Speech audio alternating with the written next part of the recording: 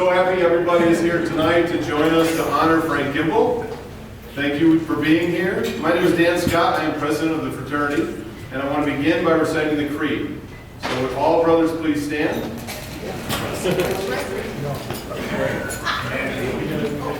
That all men are created free and equal, and no society of men can flourish unless members of that society are endowed with the opportunities and privileges of freedom. That freedom implies the elimination of prejudice. That the elimination of prejudice means a better understanding twixt men. That it is incumbent upon me to fight for such freedom, even with my life. That it is incumbent upon me in my personal life to be devoted to the highest standards of honesty and justice. That because my country is dedicated to the highest standards of freedom and justice for all men of all creeds, I hereby pledge allegiance to my country and to its national symbol. If you would remain standing, and anybody else who wants to join us standing to do the national anthem, Christine Gimbel will lead us.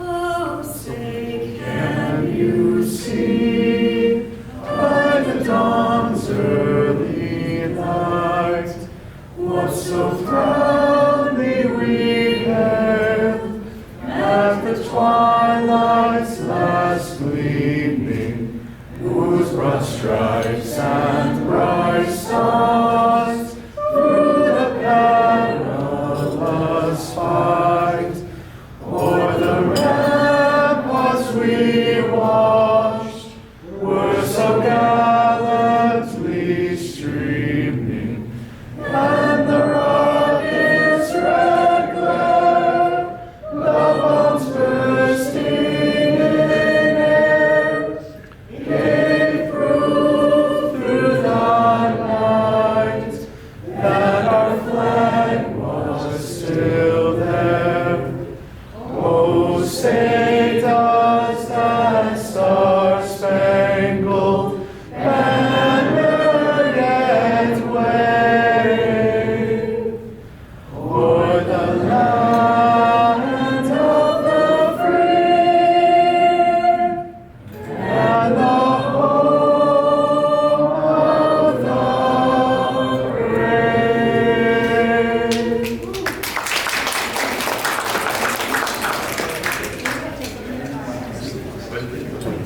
Thank you, Christine. That was beautiful. You notice I stayed far away from the mic so that you can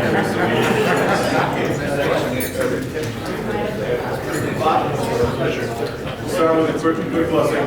Supreme Ruler of the universe, as we gather here tonight, united in brotherhood, we thank you for bringing us here safely as we have traveled from many places. Through your abundant grace, we welcome our spouses, fellow brothers, and guests who join us here. We remember our brothers and our relatives and our friends who are part of our extended fraternal family, near and far. And we remember our departed brethren who have joined the great fraternal order in the sky. We pause to recognize the awesome privilege you have given us to connect with our founders, Werner, Fisher, and Levy, through the many generations of brethren who have lived the creed and carried forward the ideals we hold so dear.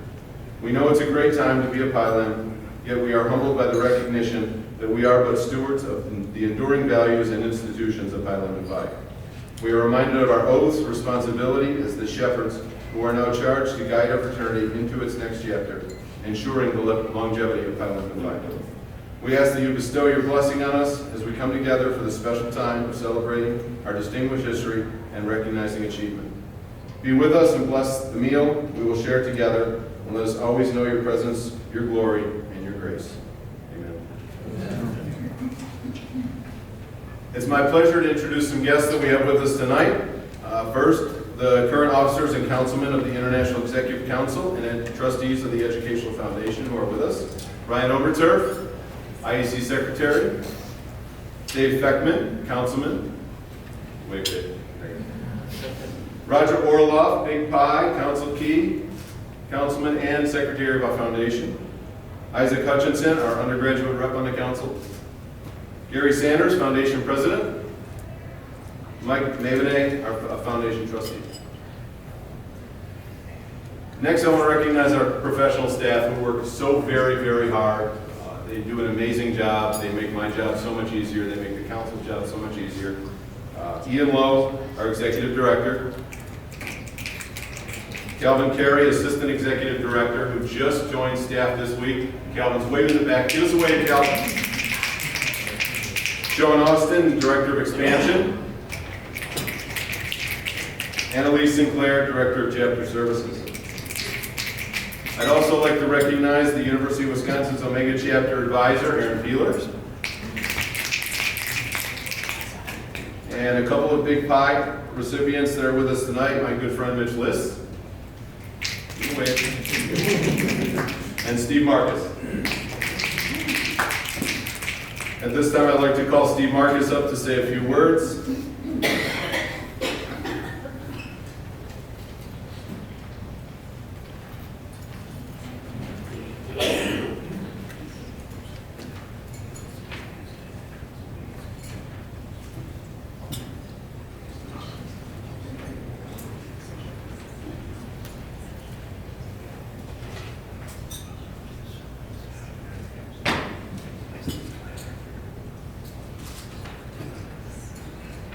Frankie, I want you to know this only proves how far I'll go to book a banquet.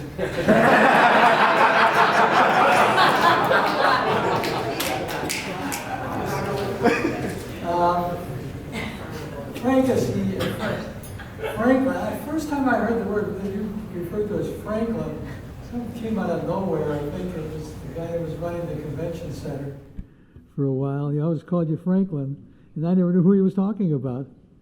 But Frank is the son of Milwaukee. He was born here in 1936, grew up on the west side, and around junior high, his family had relocated to Whitefish Bay.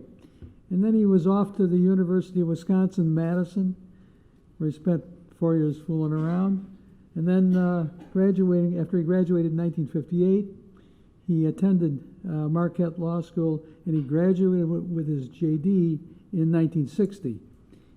He founded his firm, Gimbel, Riley, Guerin, and Brown, after serving as an assistant U.S. attorney from 1963 through 1968.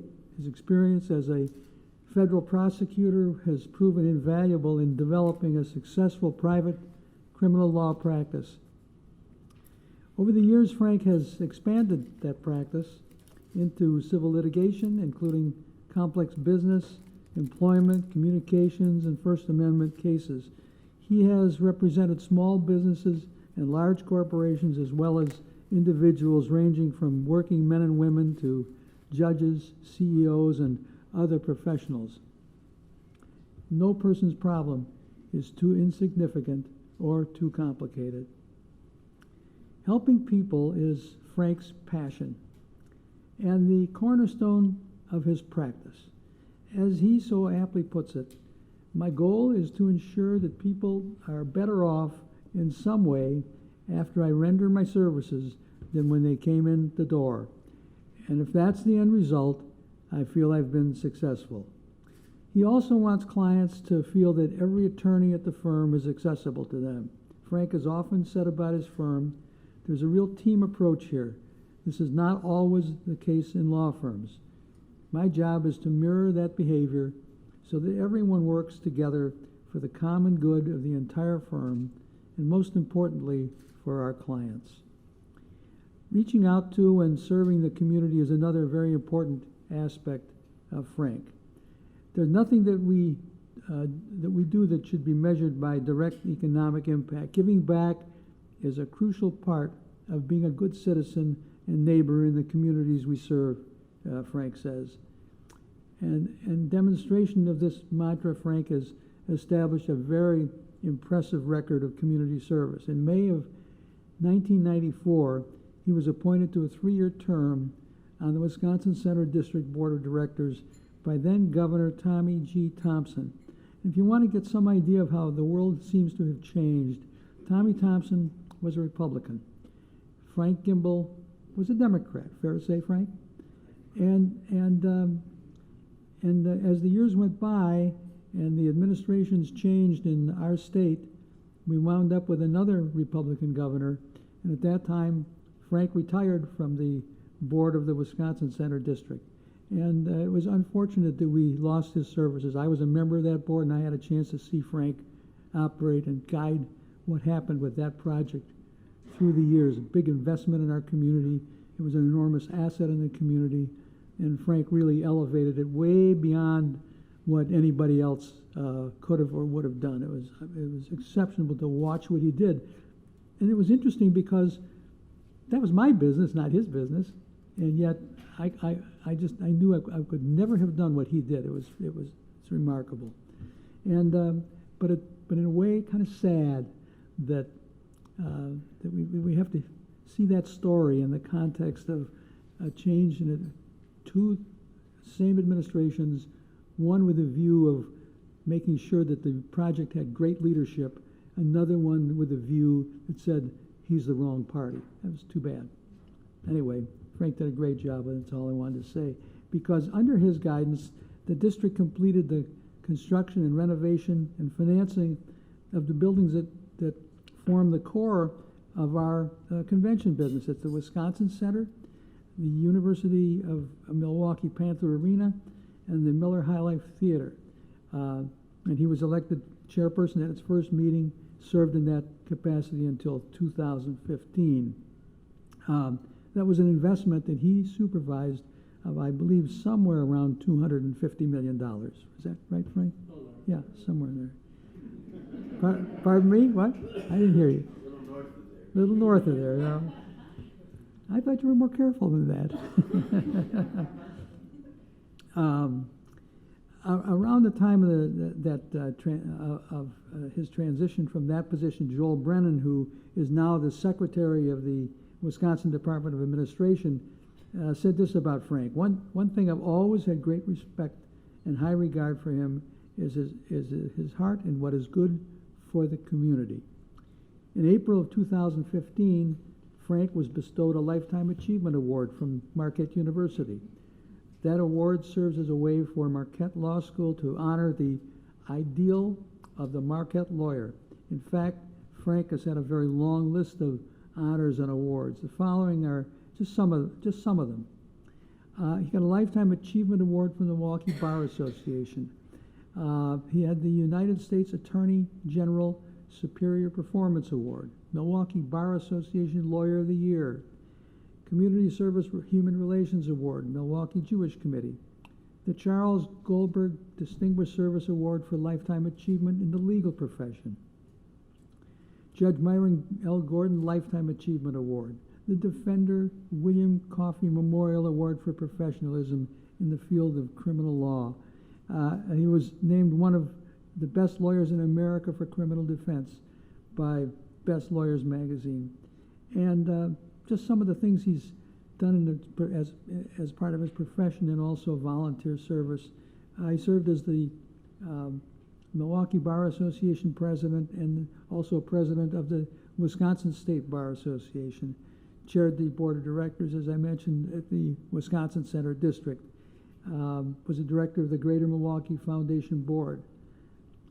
President of Downtown Rotary. Vice chairman of the Milwaukee Fire and Police Commission, and a member of the Milwaukee Marquette Law School Advisory Board. Pretty impressive list of achievements and of community service. Managing a work-life balance is also very important to Frank. When he isn't managing the helm at GRGB or volunteering, he also enjoys spending time with his wife Ann, 4 children, and 7 grandchildren, right? 7. And I know they are among his proudest achievements, way above all this other stuff I just read. But these are very significant accolades, and we ought to also appreciate what others have said about Frank.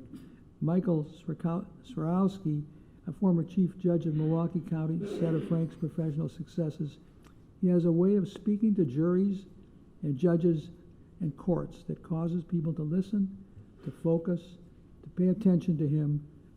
He's a commanding presence at a trial. Frank's son Josh, who is a partner in the law firm his father founded, and who's with us tonight, said previously, my dad is the most resilient person I know.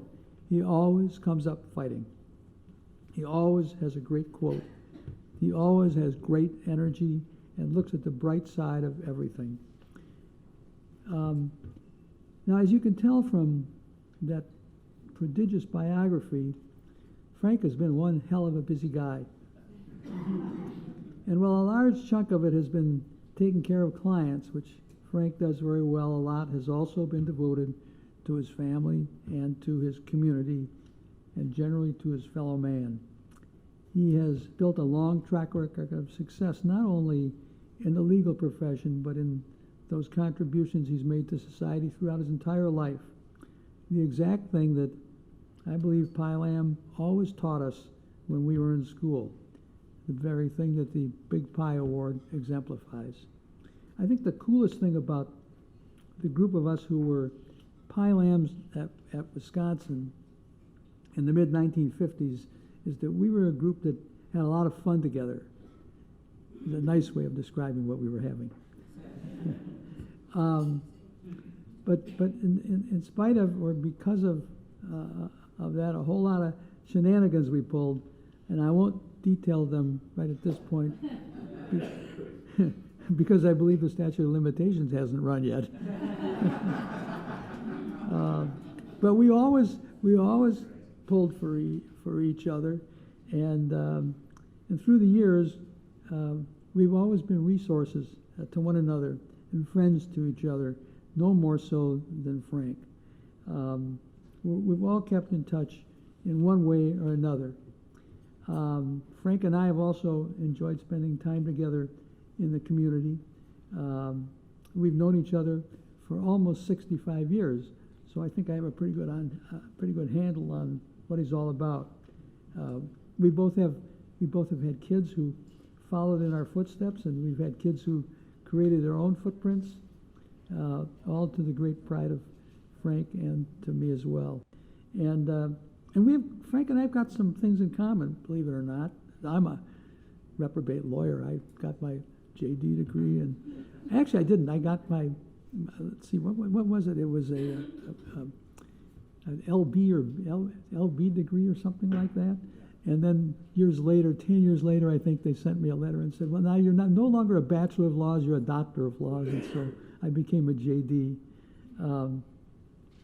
In any case, so we've just, as I say, we've had a lot of things in common.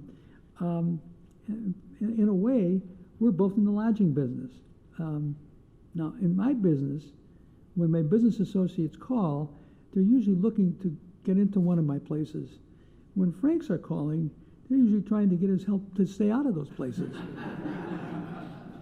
And when our friends and business associates go away, they usually reside in gated communities. Mine usually can be found in places like Boca or Scottsdale.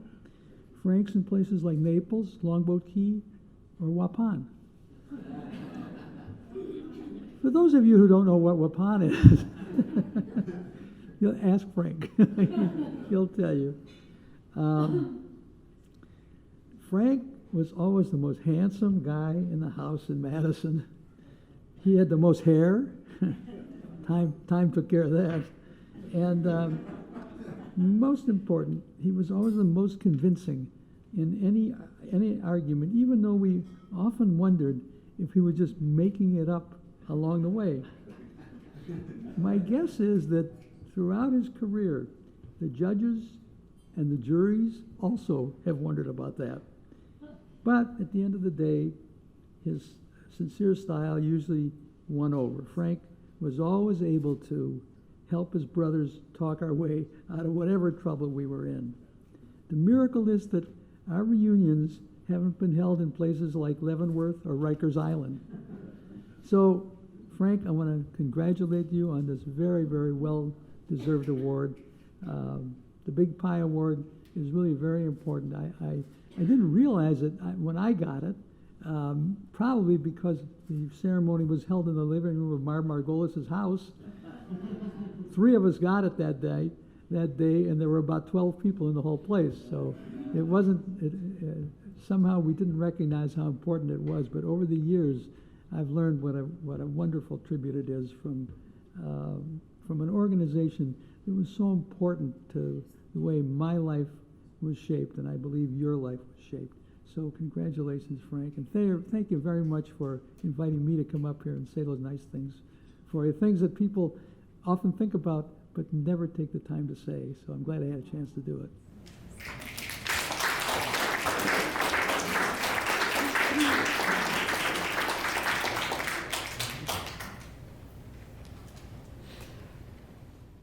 So my name is Ian Lowe, and I have the distinct privilege of speaking to you tonight on behalf of our headquarters.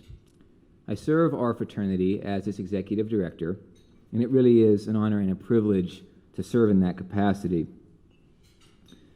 I'm going to share a few remarks this evening about the fraternity from a historical standpoint, and also about what we're doing today here in 2019.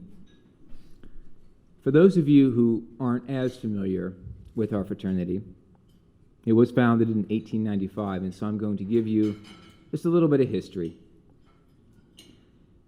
124 years ago, something happened that had never been done before.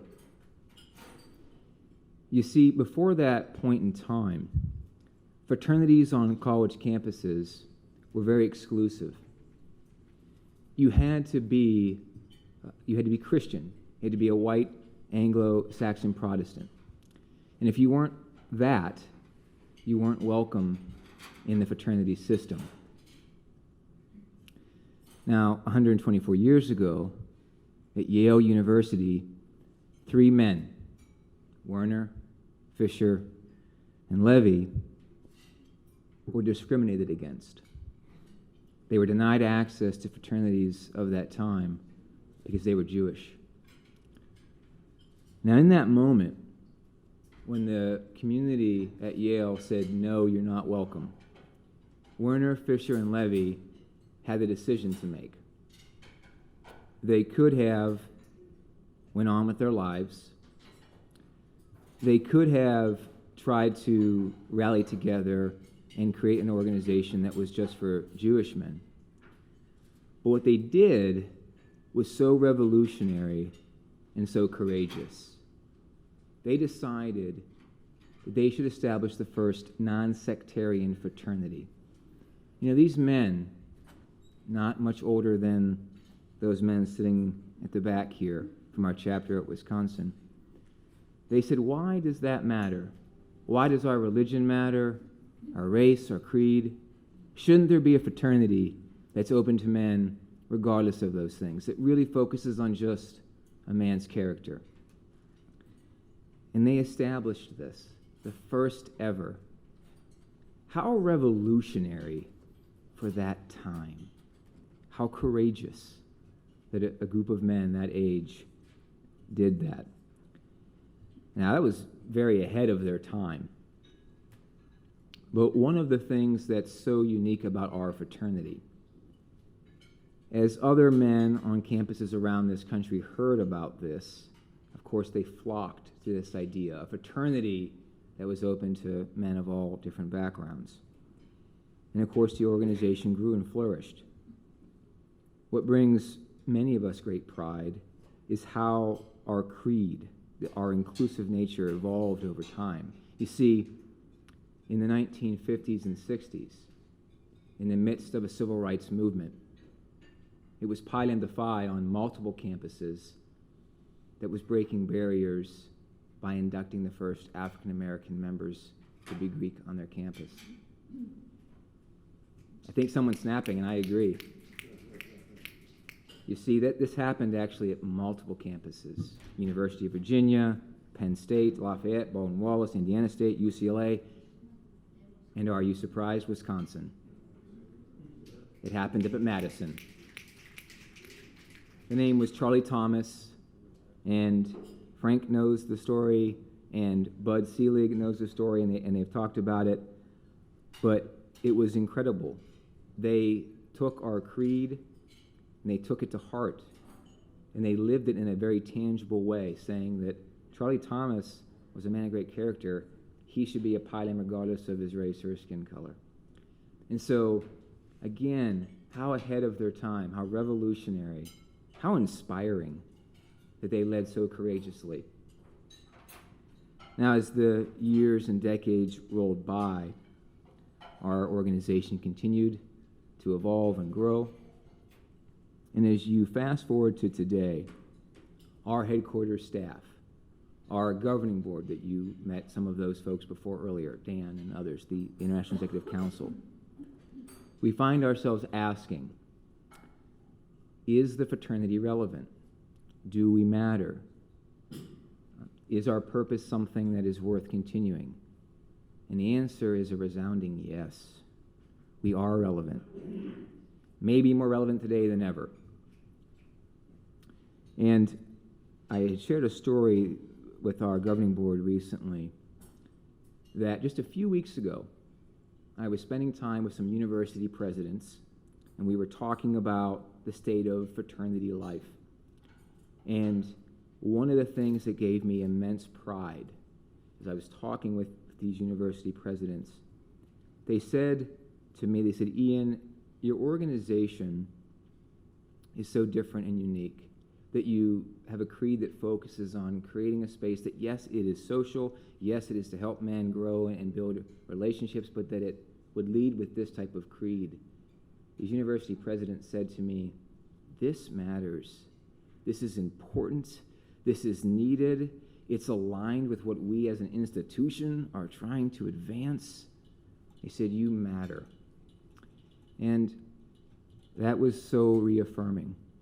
And so when for those of you who have come tonight and you've been away from Pi Lambda Phi for some number of years, and you ask, how is the fraternity today and what's new, I can tell you we're doing very well. And I can tell you that our cause and our purpose, again, is as relevant as ever. And so what I want to let you know is that as we move forward, although this cause is relevant, I'm not going to pretend that it's easy, that it doesn't take great work and great responsibility. But it is responsibility that we gladly embrace. What I think is so impressive, and I hope that our students today recognize this. We know that Werner, Fisher, and Levy made a very courageous decision in 1895. And you know that you're asked to continue to lead courageously today. But I hope you take great inspiration from this man who's sitting before you tonight, who has led courageously in his personal and his professional life time and time and time again. So you don't have to look very far for motivation and inspiration.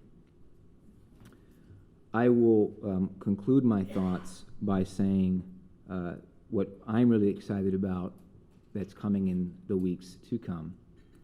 We are rolling out our inaugural Leadership Institute.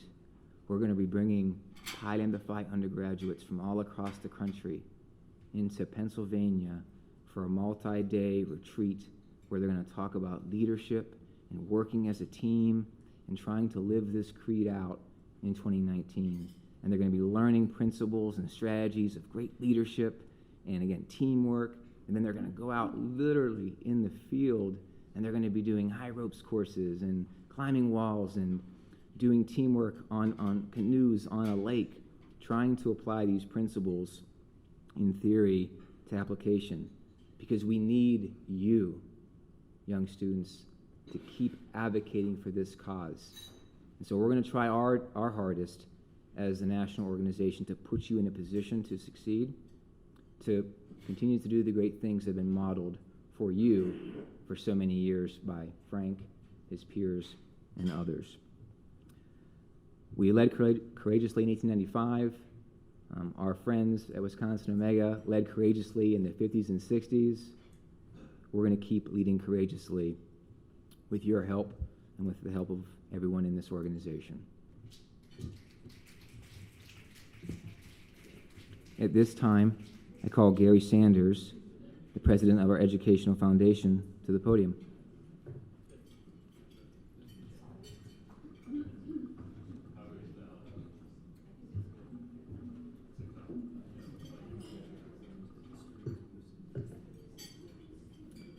Thank you, Ian, for making that a very difficult act to follow. And I would like to start out thanking, on behalf of the Pi Lambda Phi Educational Foundation, thank you for joining us this evening.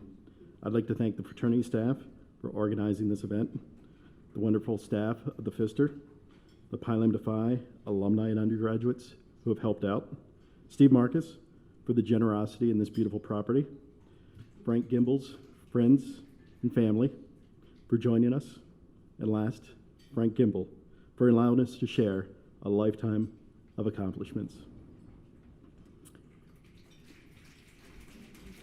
What makes Pi Lambda Phi unique is living our commitment to diversity. We've broken down barriers of different races, religions, national origins, and sexual orientation. In doing so, we gain a better understanding of each other and ourselves. It's one thing to talk values. It's a whole different world living those values and raising expectations.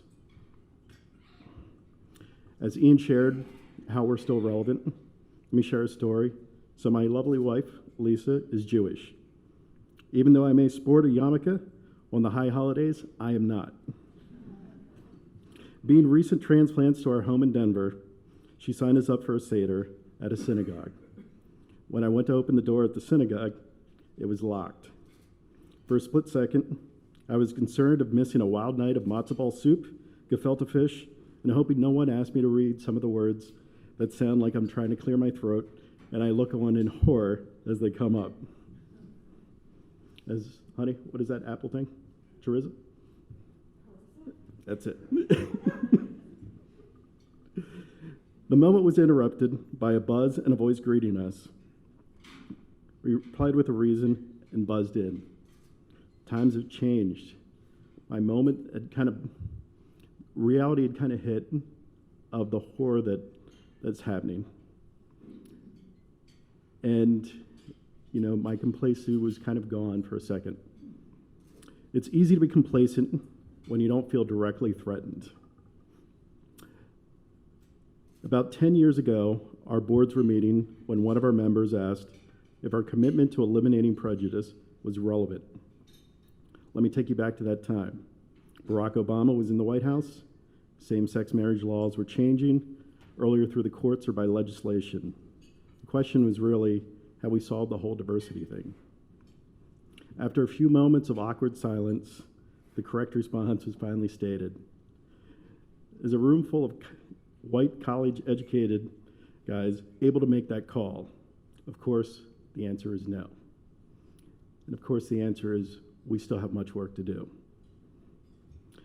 As we're seeing, racism and hate unchecked can quickly escalate and grow. Constant diligence is needed to guide, facilitate, and promote diversity. Social media can be used for spreading hate, lies, and cognitive dissonance, as well as some really nice family pictures. Pi Lambda Phi exposes our members to living with others who are different. I've seen and experienced our members sharing their differences, opening their homes to circles of friends they wouldn't have met otherwise. Living together isn't a cure-all for understanding and cooperating with others. The married folks here may be able to support that. So one last story, let me share one of my stories from the road. So I was formerly in Ian's role. I was executive director. A member of my staff was Chinese, Vietnamese. We'd been on a retreat over the summer, and when we received an unfortunate call and had to attend a funeral. It was the end of the retreat, hundreds of miles from home, and let's just say our clothes had been recycled a few times. Fortunately, Dave Lee's family lived close by. We made the stop at his parents' restaurant, and they fed us beyond full. A little background on Dave and his family. His parents had fled Vietnam by boat after the collapse of South Vietnam. While his father spoke excellent English, his mother's was definitely a little bit of a struggle, and our communication was mostly through smiles, nods, pointing, and mostly pushing more food in front of me until I couldn't stop. His parents were overjoyed to see their oldest son, and I was being treated like family. Being treated like family is great until you remember that sometimes family can be a little weird. So suddenly Dave spoke in Vietnamese. He tells his mom that I need to iron my pants. 2 important points at the time. I'd expected to stop by their house and at least take care of this in a separate room. The most important one was I was wearing those pants that needed to be ironed. Half in a food coma, I did a double take when his mom points to my pants and clearly in English that I could understand said off. My protests were in vain, but then again, I showed up in the pants that I wanted to iron, so probably my judgment wasn't the best at that time. I struggled to negotiate and was failing. So next thing, let me tell you, not wearing pants in a Chinese restaurant slows down time and you have plenty of time to kind of think and reflect. An outsider looking in would have seen all these differences between me and his family. Instead of seeing a family that helped others find work, put 3 kids through college, and created and developed 3 restaurants. Instead of giving me an iron, they were ironing my pants. Not the way I would have done it. Here was all the things we had been showing our students. How to take on advantage, how to share things. And at the moment I was realizing, even though we had 2 very different cultures, a difference in how to do things, that we were embracing the creed through humility, laughter, and just getting it done. While the seeds of the values had been instilled by his family, Pi Lambda Phi had given Dave the tools to teach others how to break down diversity. We did this on the road. We did this with chapters. And I had a brief moment of ignoring the awkwardness and then just kind of enjoying the moment to see this experience in action. And kind of laughing at myself too. And so just as an update on how that's grown, Dave has since gone into education. He lives the creed and spreads that through his students as a elementary school teacher.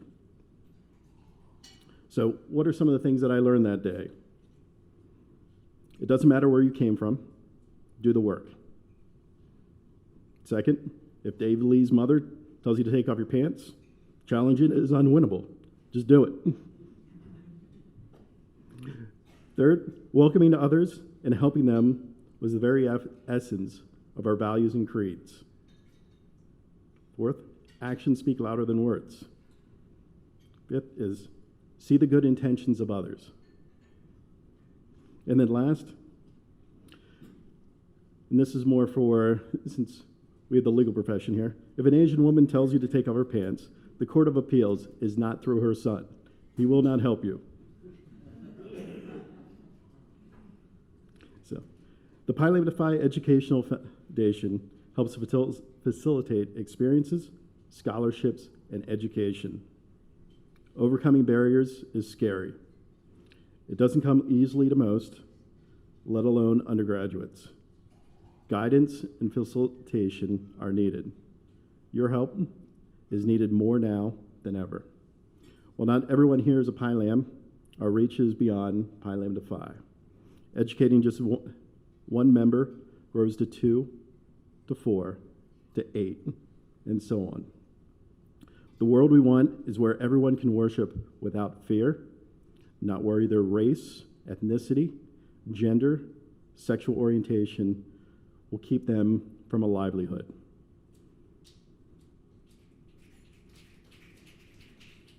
So, as Ian stated and shared, we do this through educational programs, helping promote our values with scholarships, and holding those around us accountable to a world that knows no prejudice.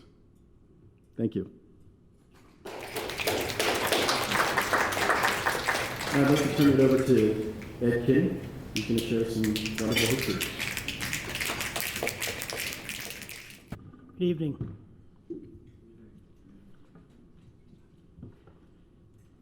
Ian asked me to talk about the history of the chapter, but I don't know that the names and the dates are what's relevant here. We all know that wars came and went, and as a result, Omega went and came back. You may know that when the Alumni and National set out to form the chapter in 1982, there was a belief that the chapter house at 146 Langdon would be its home. I believe that when it became apparent that the house was not available, the four men, two of whom were legacies, whom National had recruited to restart the chapter, dropped out, leaving me an unexpected choice to make. I hope you think I made the right choice. As you probably know, the chapter has moved around a lot since the refounding, but a strategic decision was made several years ago to attempt a move that had been pondered from time to time since the 1980s, and that decision was to move to Breeze Terrace, across from Camp Randall. The purpose was to carve out a niche for ourselves, attract academically focused men, and be right there before and after every home football game for the alums. You'll find the chapter house at 46 Breeze Terrace, and the goal is to move to 132 Breeze Terrace over the next 2 or 3 years. 132 Breeze is a real fraternity house, built as one. Many of you would know it as the former Delta Sigma Pi house. It was a business fraternity. The chapter's current landlord also owns that property, so the right opportunity to rent or purchase that house will eventually present itself. But the history of the chapter, the names and dates, is not really what I think is important. What's important is the story. Omegans who have earned the big pie in the past are here with us today. One in particular is not here, but he is one of two men who bridge the gaps between the pre-World War II chapter, the chapter of the 50s and 60s, and the chapter today. He also built a very solid bridge between Omega and National. Jules Zenard wrote the following in the September 1945 Omegan, and many years later went on to found the Pi Lambda Phi Elimination of Prejudice philanthropy, which he and we launched at Wisconsin Omega. In 1945, Jules wrote, "The day we have all hoped, fought, and prayed for has finally arrived, VJ Day. Although we had planned this special edition for future publication, the importance of this memorable day compels us to issue our gala sheet in advance of the original date. For 3.5 years, we have fought for the arrival of this day. Now this pragmatic dream has become a reality. We have achieved our purpose, but at a great cost in lives, money, and material. However, let us remember that only the battle is won. Victory has been achieved, but those of us who comprehend the full impact of events during the past few years know only too well that when the peace is won, only when the peace is won, will victory become a fact. It is to this purpose that all of us, civilian and servicemen, must dedicate ourselves.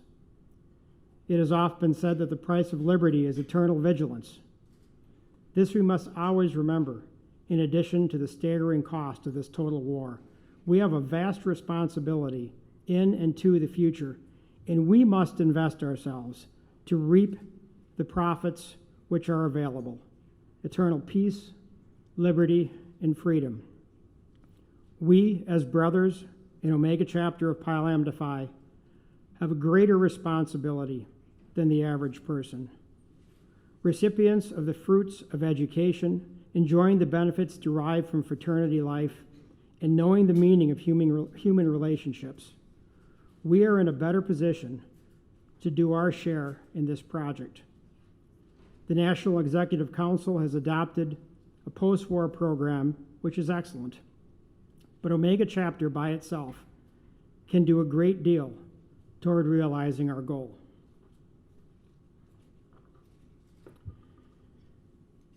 As we pass through our lives, we reach forks in the road, and each decision as to which way to turn defines us. It irrevocably sends us in a direction that we choose and that chooses us. Pilam Defy first chose me, then I chose Pilam. This choice is on level with my choice to attend the University of Wisconsin, my choice to ask my wife to marry me, my choice to be a father. But my choice to join Pilam not only affected my life, but the lives of hundreds of Omegans who came after me. What do we have in common, and what is it that defines us as Omegans, as Pilams? And which comes first, being an Omegan or being a Pilam? I argue that we as Pilams are defined by our creed. It is what sets us apart from other men, and as a whole from other fraternities. Our creed defines us, and it is what we are. Our creed defines our purpose. We are nothing without our creed, and likewise our creed is impotent without us. What does our creed mean to us? What does the elimination of prejudice mean?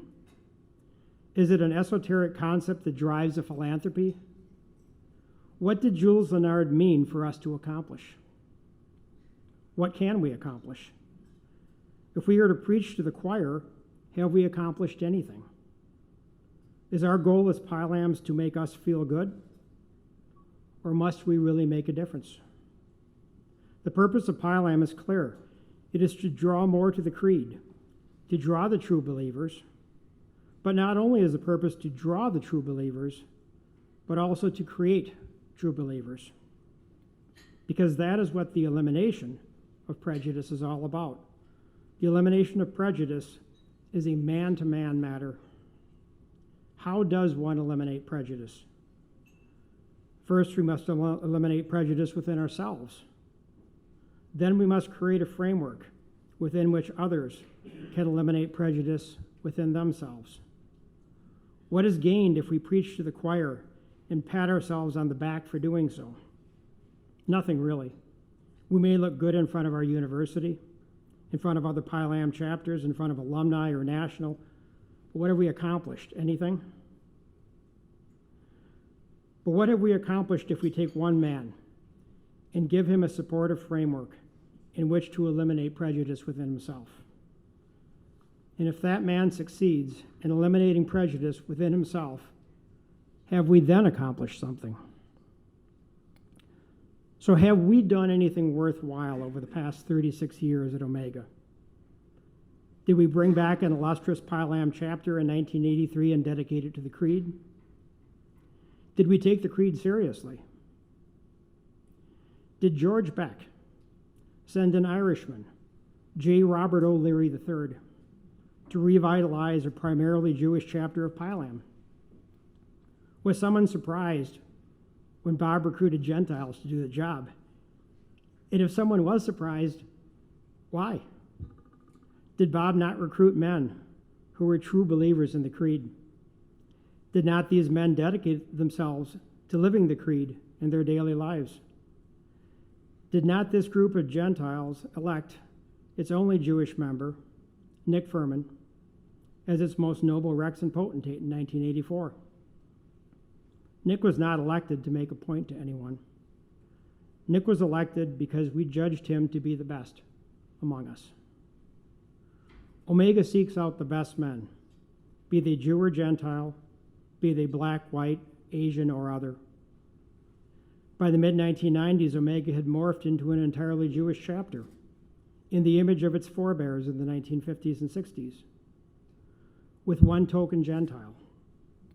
Ironically, another Irishman, Rob O'Malley. What did this Jewish chapter do with Brother O'Malley, their token Gentile? They elected him their most noble Rex and potentate. And they did this just before the chapter's 75th anniversary celebration, just before they presented themselves to the alumni of the 50s and 60s as a primarily Jewish chapter. Did they do this to make a point? No, they did not. They did it because they judged Rob to be the best among them, just as in 1984 a Gentile chapter judged Nick Furman to be the best among them. Rob's personal creed and ethnicity were not considerations, but his adherence to the creed of Pi Lambda Phi was. The best man was elected because prejudice had been eliminated. And now here we are, sometimes in our blue and white, sometimes in our purple and gold, our beliefs intact. Jews, Gentiles, blacks, whites, Asians, all comers, all true believers, prepared to fight for our creed, prepared to defend that in which we believe, that for which our forebears have fought, and that for which we stand today and always, the creed of Pi Lambda Phi fraternity. We are first Pi Lambs. We are second Omegans. But we are both. We are the Omega chapter of Pi Lambda Phi. Thank you.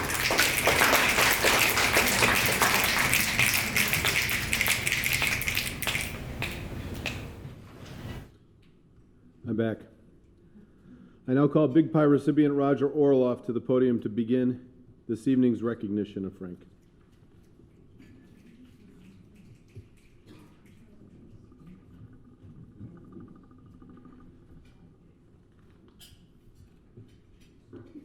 Brothers, friends, we gathered tonight to celebrate the remarkable life and accomplishments of Frank Gimbel and to thank him for the honor that he has brought to Pi Lambda Phi by presenting him with the Big Pi Award. The Big Pi is presented to alumni brothers who are held in high esteem by virtue of outstanding accomplishment, which brings honor to the brother and to Pi Lambda Phi. It is the Lifetime Achievement Award for Pi Lam, and the Big Pi has become a who's who of well-regarded and famous Pi Lam alumni. Sandy Koufax, Richard Rogers, Oscar Hammerstein II, and one of my favorites, a name that probably does not have the same cachet as those, but whose accomplishments certainly brought great honor to himself and to Pi Lambda Phi, Arthur Garfield Hayes, founder of the American Civil Liberties Union, second chair at the Scopes Monkey Trial, and one of the first group selected for the Big Pi Award. There are many, many others also greatly accomplished who've brought honor to us. Less than half of 1% of all Pi Lambda Phi men have received the Big Pi. The Wisconsin Omega chapter has inducted 14 men over its 93-year history, a true testament to this chapter's influence and durability to have so many recipients of such a rare award. Tonight, Frank Gimbel becomes the 15th Big Pi inductee from this chapter. The other 14 inductees from the Wisconsin Omega chapter are Jules Lenard, 1965, Marshall Holub, 1985, Senator Herbert Cole, 1987, Stephen Marcus, 1987, Alan H. Bud Seelig, 1987, Clarence Becker, 1995, Elliot Lehman, 1995, Darrell Ruttenberg, 1995, Arthur Pankow, 1996, Mandel Schimberg, 1996, Harvey H. Meyerhoff, 1998. Richard Jaffe, 2000. Harvey Weinberg, 2000. Walter Pankow, 2001. And tonight, Frank Gimbel. It is my honor to present Frank Gimbel with his Big Pie Award. Frank, will you please join me on the stage to accept your award?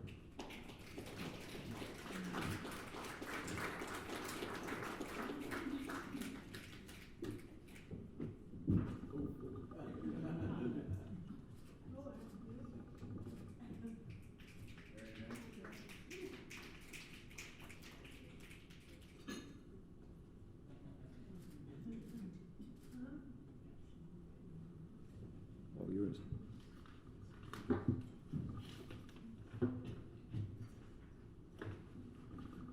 Thank you, Roger, Ian, all of the members of the foundation board and staff, and all of the staff of Pi Lambda Phi.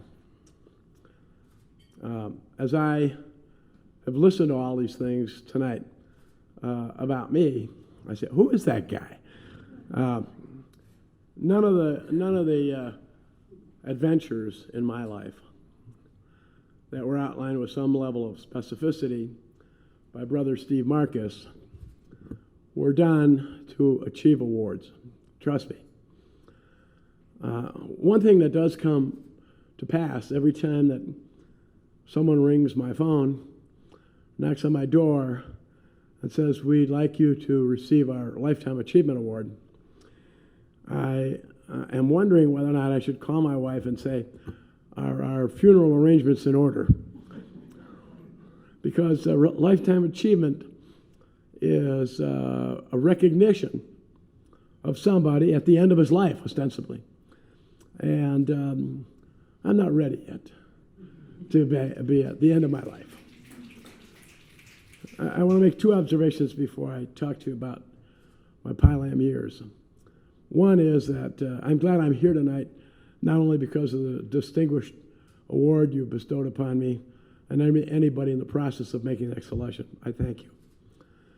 But I came down with a respiratory infection on Tuesday night, and I haven't been out of the house since then until tonight, except to see doctors.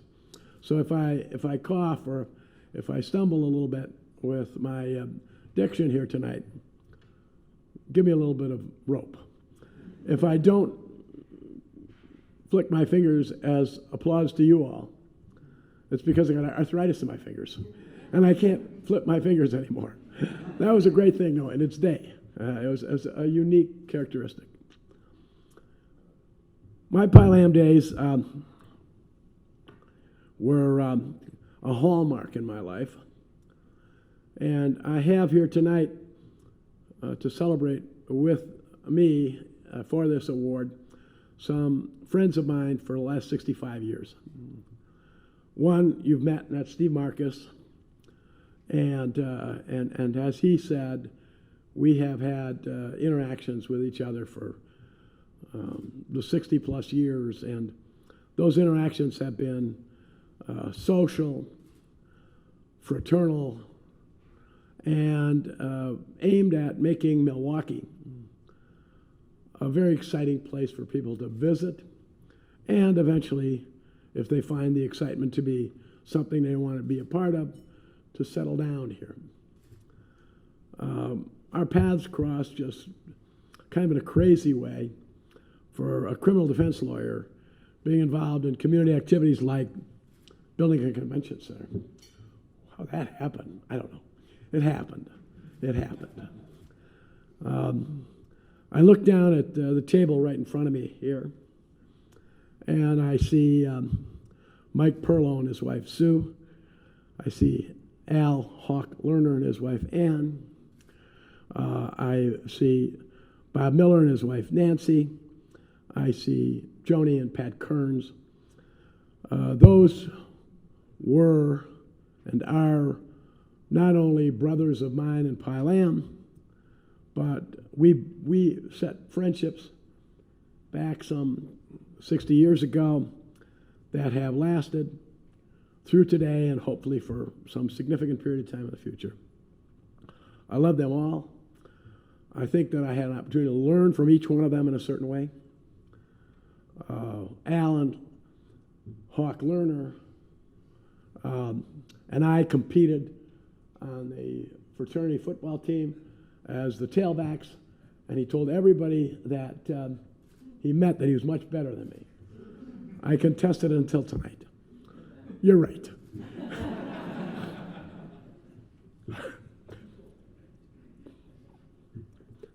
There's more to Pi Lam than just throwing compliments back and forth at each other. There is, as a part of my University of Wisconsin experience, being in a fraternity, becoming aware of life outside of your parents' home. You're away at college, and as most of us know who now have college-age and children and college-age grandchildren, you begin to establish the metrics and the signposts of your life. So I got from the University of Wisconsin Omega chapter not only an appreciation of the importance of the creed that we've heard repeated time and again here tonight, but I got to know that there are people from other cities who had different social circumstances from which they came, different economic circumstances from which they came. Excuse me. But when you take away those different circumstances, I learned that we're all the same. And the parts that we're all the same about are the best parts in us. And Pi Lam gave direction to those parts. To me, to my brother, who was Rex of Omega chapter during the middle 50s, who sadly is not here tonight because he passed away at age 58, some 30 plus years ago. I learned that I would have associations not only with my friends that I met in the fraternity, but I would have associations with the people that Ed just talked about.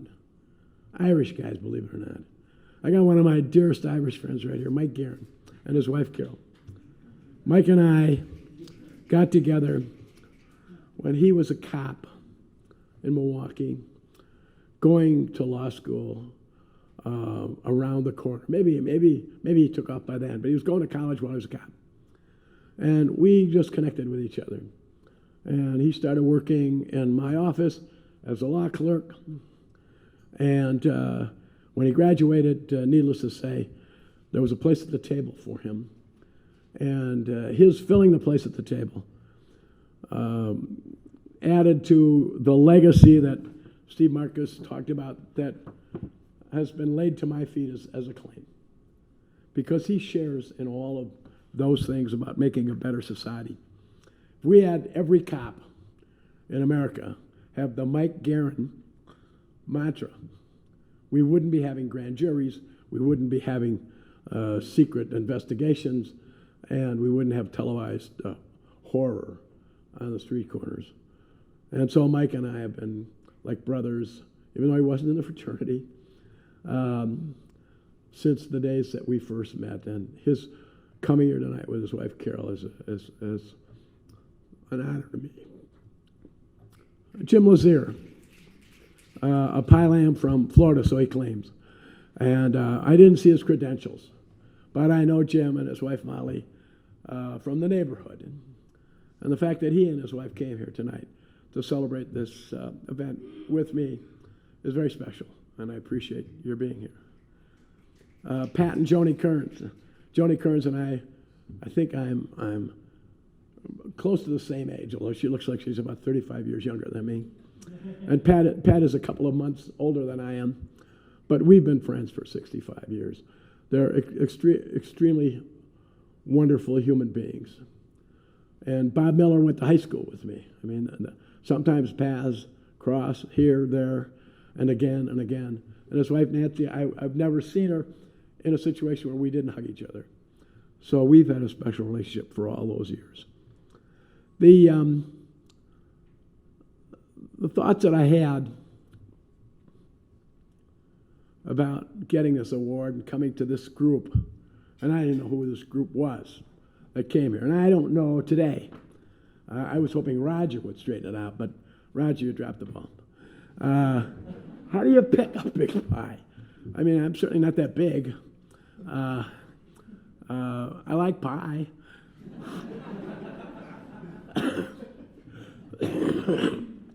Excuse me. I hope I don't get rid of all this stuff tonight, because with all those finger snaps, it's going to cure me better than the physicians and the pharmacists. So I don't know how a big pie is chosen. Herb Cole and Buddy Seelig and Steve Marcus and I, were in the fraternity together for all the years that we were in college, and we've interacted on a regular and ordinary basis since then. I'm thinking about a big pie person in this crowd tonight that I would nominate today if there's a process. That's my cousin Jimmy. My cousin Jimmy right down here, Jim Shapiro, is a retired United States bankruptcy judge for the Eastern District of Wisconsin. His beautiful wife, Rhea. We go back to childhood. So I am 83 years old. Jimmy played with me when I was a baby. He was a couple of years older than me.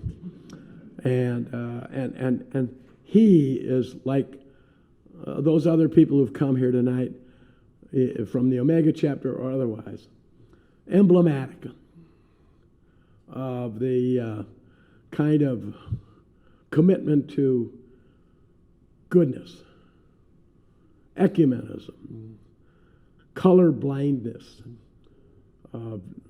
physical difference blindness, habit blindness. Accept people for the best that they can be in your presence. And don't try to change them into what you want them to be in your presence. Among the luckiest things that ever happened to me in my life was to have wives that gave me children. And I had